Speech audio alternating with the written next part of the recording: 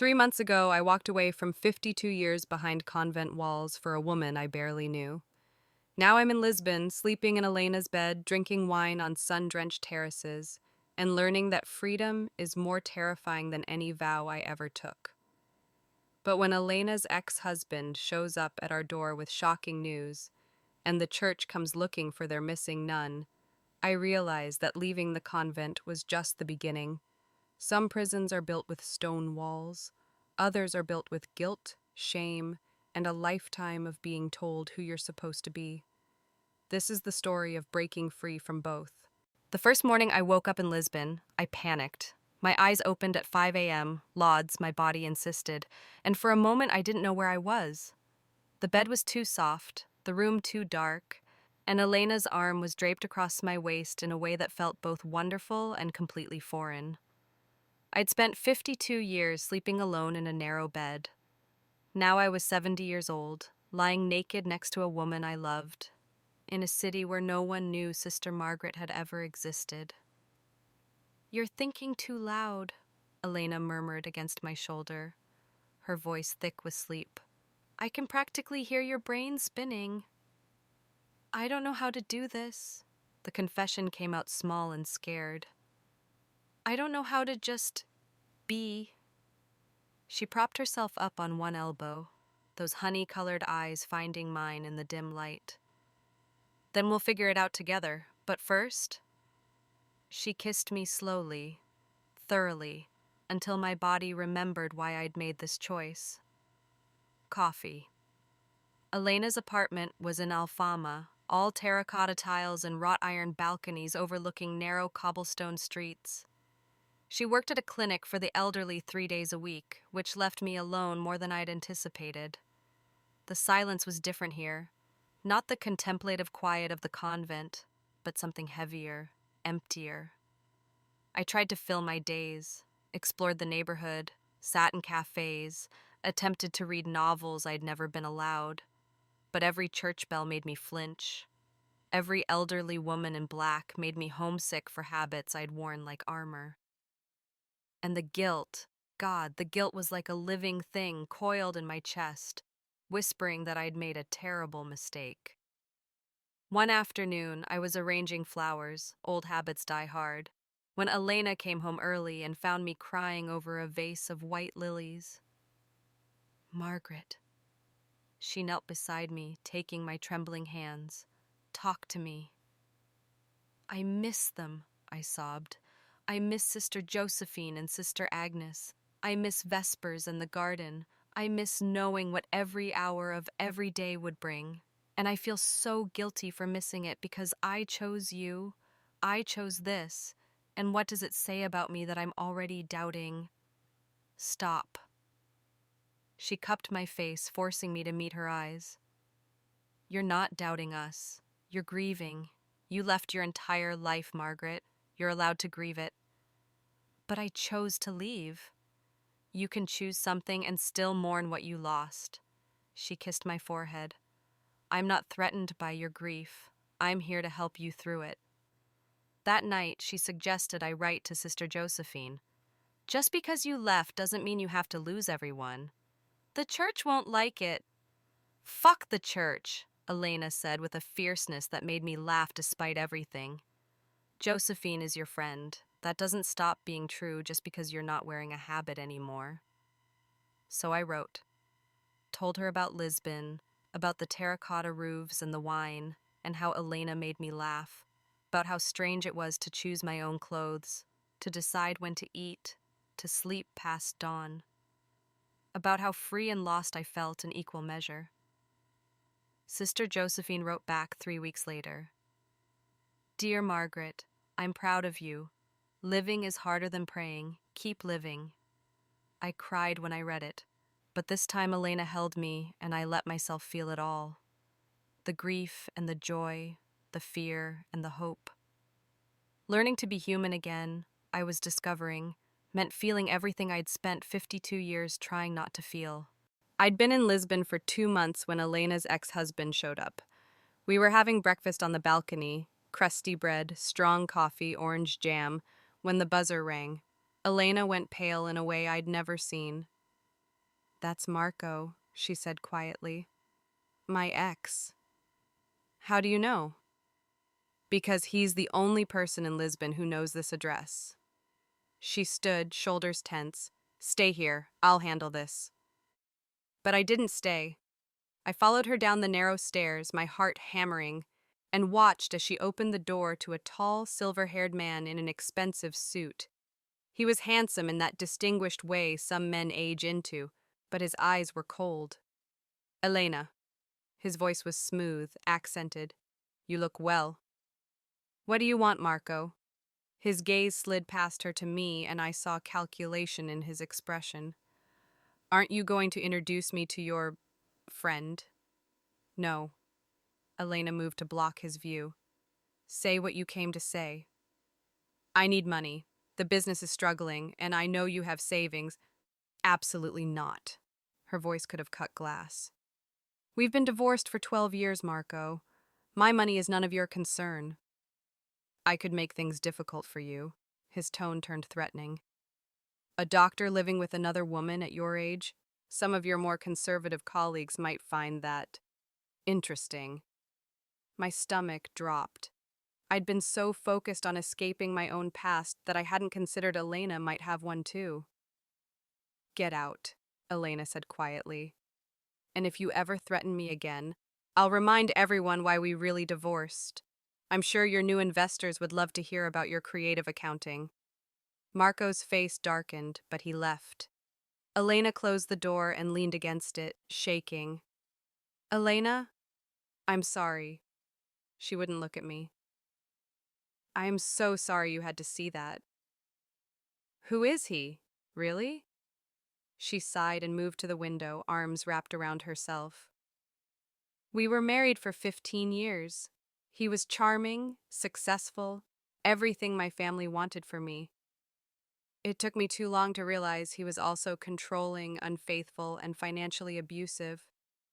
She turned to face me. Leaving him was the hardest thing I'd ever done. Until I met you and realized I'd never actually been in love before. I went to her, took her hands. Why didn't you tell me? Because I wanted to be the strong one, the one who knew what she was doing, who could teach you how to live freely. Tears spilled down her cheeks. But the truth is, I'm still figuring it out too, still running from my own ghosts. Then maybe we can run together, I said, and figure it out together. She kissed me then, desperate and grateful, and I realized something important. We were both women who'd spent years being what other people needed us to be. Choosing each other meant choosing to finally be ourselves. Messy, scared, imperfect, real.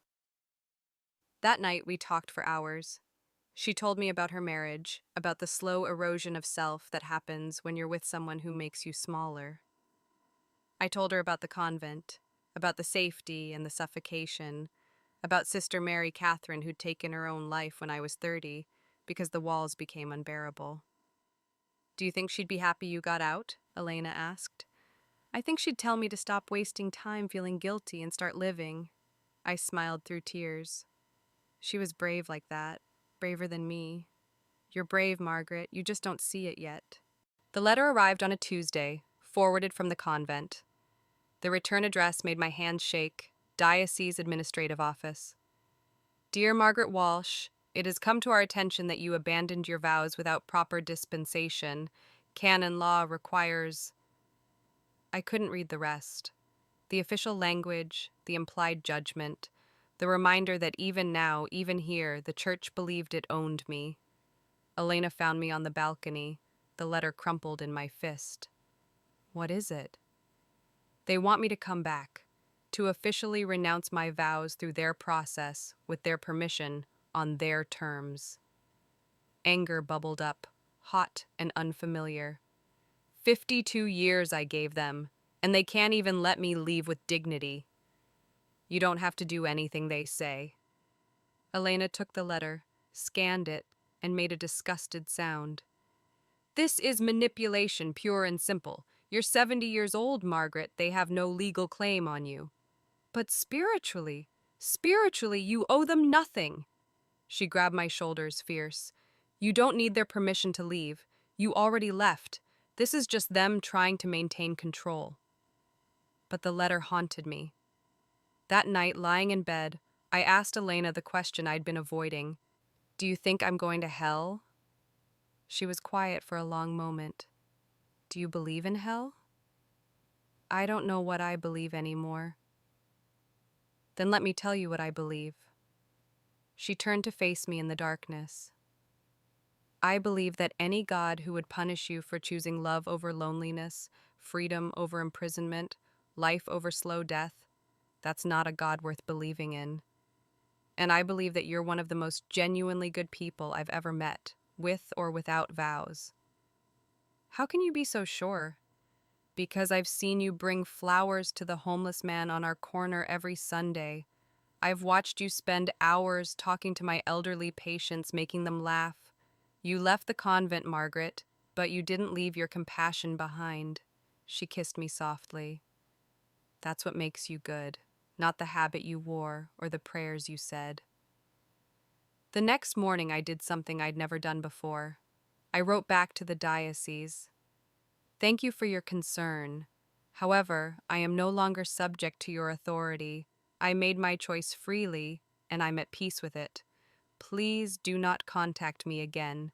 Sincerely, Margaret Walsh. Not Sister Margaret, just Margaret. When I mailed it, my hands shook, but Elena held them steady. Proud of you, she whispered. That afternoon, Sister Josephine called, a number I'd sent her weeks ago. Mother Superior is furious, she said, but I could hear the smile in her voice. Good for you, Margaret. It's about time someone told them no. I'm scared, Josephine. What if I made the wrong choice? Then you'll make a different choice tomorrow. That's what freedom means. The right to be wrong, to change your mind, to figure it out as you go. She paused. Sister Mary Catherine would be so proud of you. That night, Elena and I celebrated with wine on the balcony, watching the sun set over Lisbon's terracotta roofs. For the first time since leaving, I felt something other than guilt or fear. I felt possibility. 6 months into my new life, Elena came home with an announcement. I've been offered a permanent position here in Lisbon, if I want it. My heart leaped. Do you want it? That depends. She set down her bag, nervous in a way I rarely saw. This was supposed to be temporary. 6 months, maybe a year. I never asked if you wanted to stay permanently or if you're just trying it out. I understood what she was really asking. Are we temporary, or are we building something? I've been thinking, I said slowly, about getting a job. Her eyebrows rose. A job? I can't cook. 52 years of cafeteria food killed that skill. But I can organize, I can manage, I can care for people. I took a breath. There's a hospice center I've been walking past. They have a volunteer coordinator position open. Margaret, that's... She stopped, eyes bright. That's amazing. But can you really see yourself staying? Building a life here? I thought about the woman I'd been 6 months ago, terrified, repressed, half alive. And the woman I was becoming, still scared sometimes, still figuring things out, but fully, messily, completely alive. I want to learn Portuguese, I said. I want to get a library card and read all the books I was never allowed to read. I want to take cooking classes with you and burn dinner and laugh about it. I want to know your friends and maybe make some of my own. I moved closer. And I want to wake up next to you every morning for however many mornings we have left. Elena's smile was incandescent. Is that a yes? That's a yes. We made love that night with a new certainty, a new commitment. Afterward, lying tangled together, Elena traced patterns on my shoulder and asked, Do you ever miss Sister Margaret? I considered it honestly. Sometimes I miss the certainty, the structure. But Sister Margaret was never really me. She was who I thought I had to be to survive. I turned to look at her. This, us. This is the first time I've ever just been Margaret, and I like her. I love her, Elena corrected. I love you, Margaret Walsh. Not sister anything, just you. 3 days later, I got the volunteer coordinator job. My first day, a elderly woman asked if I'd been a nun. You have that look, she said. I almost lied, almost fell back into old patterns. But then I thought of Sister Mary Catherine, of Sister Josephine, of the girl I'd been at 18 who never got to make her own choices. I said honestly, for a very long time, but not anymore. Good for you, the woman said. Better late than never. That became my mantra. Better late than never. Better to start living at 70 than to die at 90, never having lived at all. That night, Elena and I walked through Alfama hand in hand, unbothered by stares. We stopped at a small chapel. I still loved beautiful architecture, and I realized I could appreciate it now without the weight of obligation. Do you pray anymore? Elena asked. Sometimes, but not to ask for things, just to, I don't know, be grateful. For what? I looked at her, this brilliant, complicated, wonderful woman who'd seen something in me worth saving, for getting a second chance, for you, for becoming someone I don't hate. I smiled. Better late than never. Better late than never, she agreed and kissed me under the Lisbon stars. A year after leaving the convent, I celebrated my 71st birthday on a beach in Portugal. Elena made a terrible cake. We were both still learning to cook, and gave me a bracelet engraved with the words, "Better late than never." Sister Josephine sent a card, "Living suits you." I wrote back, "It's harder than praying, but so much better." The church never contacted me again. Marco disappeared back into whatever hole he'd crawled out of, and slowly, painstakingly, I built a life that was mine. Some days are still hard. I still wake at 5 a.m. sometimes, body remembering decades of prayer. I still feel guilty when I'm happy, like I'm breaking some unspoken rule. But Elena is patient, and I'm learning that becoming yourself is a lifelong process, whether you start at 18 or 70. The other day, a young woman at the hospice asked me about my past. I told her the truth, all of it. When I finished, she said, "You're so brave." I thought about Sister Margaret, who never questioned anything, and Margaret Walsh, who questions everything and chooses anyway. "I'm not brave," I said. "I'm just finally alive." Your turn. What would you do differently if you could start over? Is it ever too late for a second chance? And should I write part 3, Margaret and Elena's first year together, with all the messy, beautiful reality of two women learning to build a life from scratch? Drop a comment. Your stories inspire me. If this touched your heart, share it with someone who needs to hear that it's never too late to choose yourself.